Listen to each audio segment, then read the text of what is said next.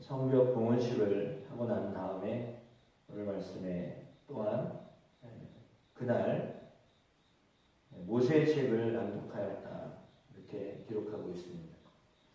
신명기 말씀 읽을 것으로 여겨지는데 그때 말씀에 보면 암몬 사람과 모압 사람 그리고 성적 불구자 사생자들 그들은 총에 들어오지 못한다라고 기록되어 있습니다. 왜냐하면 2절에 그들은 양식과 물로 이스라엘 자손을 영접하지 아니하고 도리어 발람에게 뇌물을 주어서 저주하게 하였던 사람들이기 때문입니다. 그래서 이스라엘 백성들이 가나안 땅에 들어오는 길목에서 그들의 길을 막고 협조하지 않았던 사람들이었기 때문에 그들은 함께 할 수 없는 사람들이다 라고 그렇게 지목했던 사람들입니다. 모압과 암몬 사실은 상당히 가까운 사람들이죠. 아브라함과 관련되어 있는 사람들이기 때문에 상당히 가까운 사람들입니다. 먼 민족이 아니라 가까운 민족입니다. 지형적으로도 바로 붙어 있기도 하고 그렇습니다. 그런데 그럼에도 불구하고 안 된다라고 이렇게 했습니다. 물론 그들이 어떻게 하였는가라고 하는 것 때문이기도 한데요. 그럼에도 불구하고 오늘 그 모압이나 암몬 출신으로 보여지는 도비아라고 하는 사람이 세력을 얻어서 성전에 큰 방을 가지고 있었다 이렇게 이야기하고 있습니다. 본래 그 방은 모세를 보니까 소재물, 유향, 그릇, 레위 사람들과 노래하는 사람들, 문지기들에게 11조를 주는 곡물, 새 포도주와 기름과 또 제사장들에게 주는 거제물을 주는 곳이었다라고 했습니다. 그러면 일하는 일꾼들이 일한 것에 대한 사례를 받을 수 있는 그 창고거든요. 근데 그 창고를 없앴다라고 하는 거예요. 더군다나 이방인을 위해서 큰 그 방을 한 사람을 위해서 내어줬다라고 하는 겁니다. 그러면 그 역할을 못하는 거죠.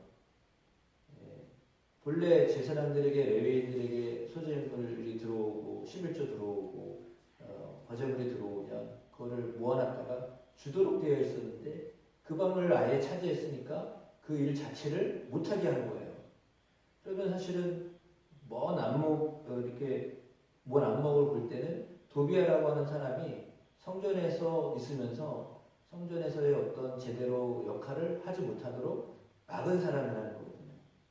그러면 이런 성전에 제대로 된 제사를 못하도록 하는 일을 막은 사람은 어떤 사람이길래 도대체 그 큰 방을 차지하고 그 안에서 그 제사를 제대로 못 드리게 있는가 라고 하였을 때 4절에 보니까 이전에 우리 하나님의 전에 방을 맡은 제사장 엘리야십이 도비아와 연락이 있었으므로 이렇게 되어 있습니다.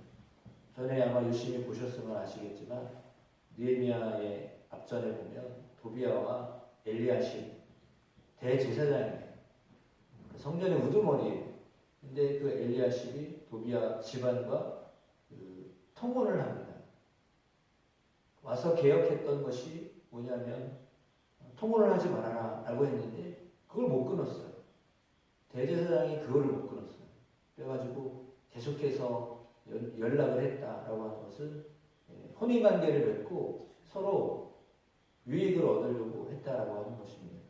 그러니까 대제사장은 대제사장 나름대로 물질적인 뇌물을 받았든지 이런 걸 했겠죠. 도비아도 역시 마찬가지죠. 그래서 들어오는 일부를 이 도비아에게 주었다라고 하는 밖에는 이해가 되지 않아요.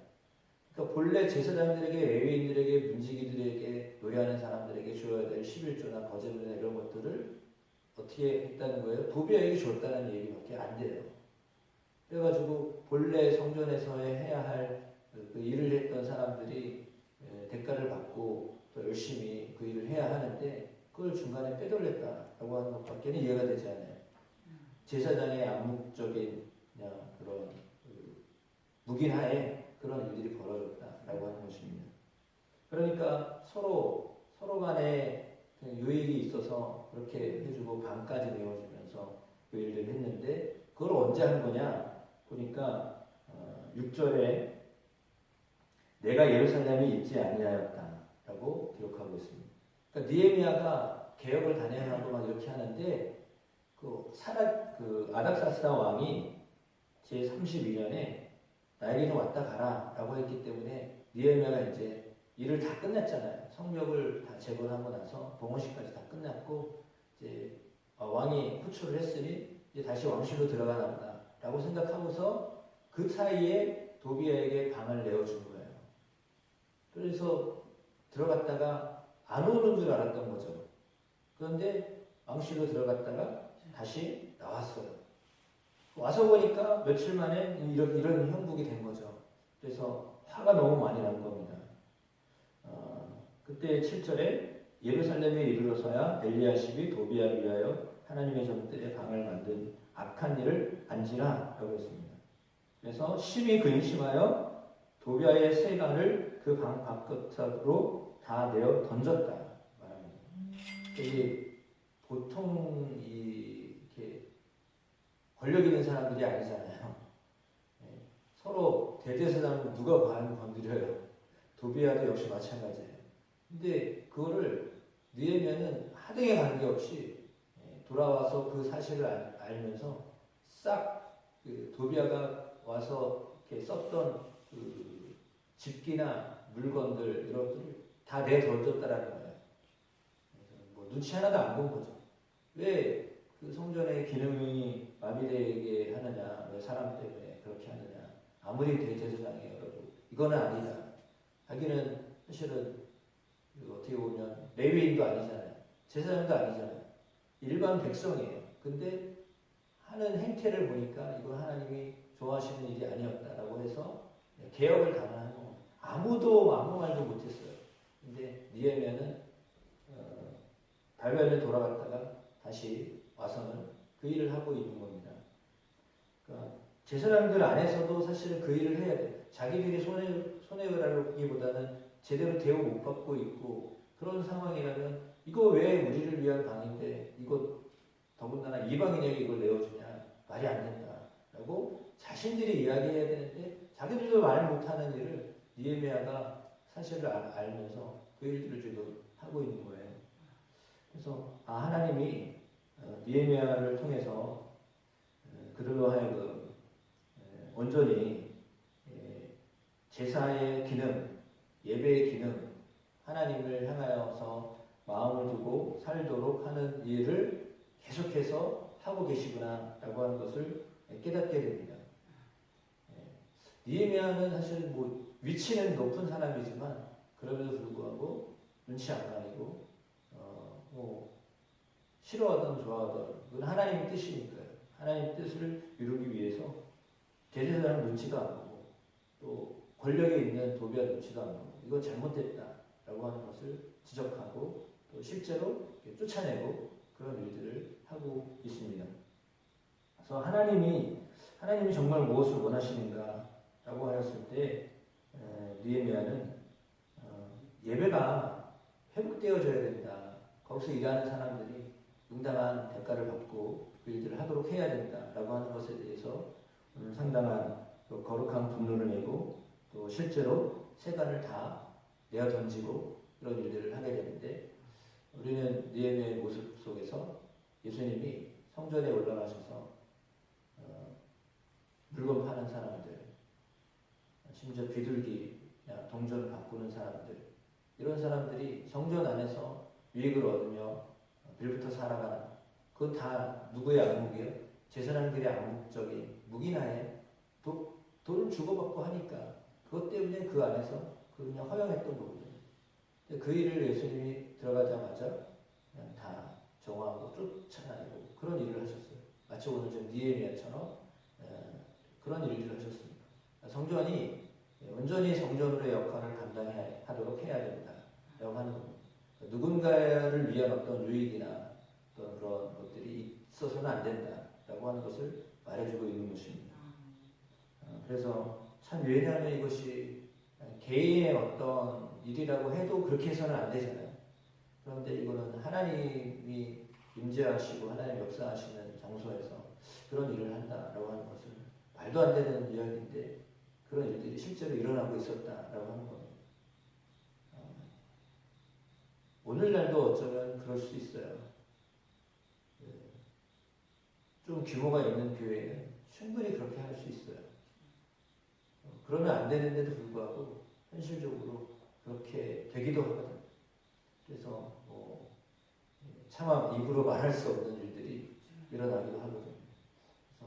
그래서 이게 규모가 커지다 보니까 그게 문제예요. 규모가 커지면 아무래도 중간에 자꾸 유익을 얻으려고 하는 무리가 생겨요.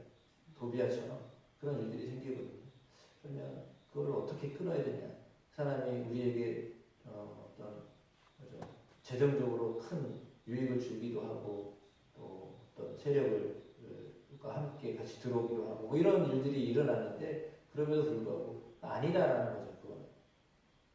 그래서 영적인 일은 영적인 일, 영적인 어떤 판단하에서 해야지 이게 물질적으로 어떤 재정적으로 도움이 되냐라고 하는 게 중요하지 않아요. 그러니까 하나님 보실 때는 그거예요. 그러니까 도비아를 잘해주면 도비아가 또 얼마나 또 성전이나 이런 데 돈을 또 밀어줬겠어요. 근데 이게 서로 윈윈이 하는 것 같지만 실제로 그것이 하나님 보실 때 온전하지 않았던 거죠. 근데 느헤미야가 그 사실을 알고서 이렇게 내쫓을 만큼 분노를 했다라고 하는 것입니다.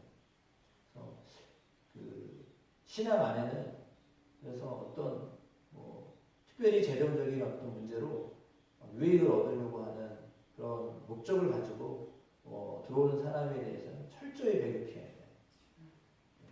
그거는 어쩌면 암몬이나 모압을 총에 들어오지 못하게 했던 것처럼 그렇게 해야 돼요. 왜냐하면 여기는 영적인 유익을 얻기 위해서 온 곳이지 재정적인 유익을 얻으려고 온 곳이 아니기 때문이에요. 그래서 우리 안에 물론 물질의 축복받고자 교회에 오는 분들도 있습니다. 또 축복을 받으셔야죠. 그러나 그럼에도 불구하고 그것이 어떤 개인의 어떤 것들로 인해서 모든 사람들이 함께 더불어 특별히 일해야 될 사람들이 의욕을 상실하고 그렇게 하면 그거는 안 되는 거잖아요. 그래서 권력을 갖는다는 것이 상당히 위험합니다. 권력을 가지면 그 권력의 비화 아래 이런 재정적인 문제들이 발생하기 때문에 그렇거든요. 그래서 정말 하나님이 원하시는 영적인 부분들을 놓치지 아니하는 우리의 삶이 되어지고 또 교회가 되어지도록 교단이 되어질 수 있도록 위해서 기도해 주시고 또 우리 스스로도 역시 마찬가지로 그런 마음을 가지고 하나님을 향하여서 원래의 모습을 되찾는 그래서 우리의 신앙의 본래로의 영적인 회귀가 늘 있어지는 은혜가 있게 되기를 주의 이름으로 축복합니다.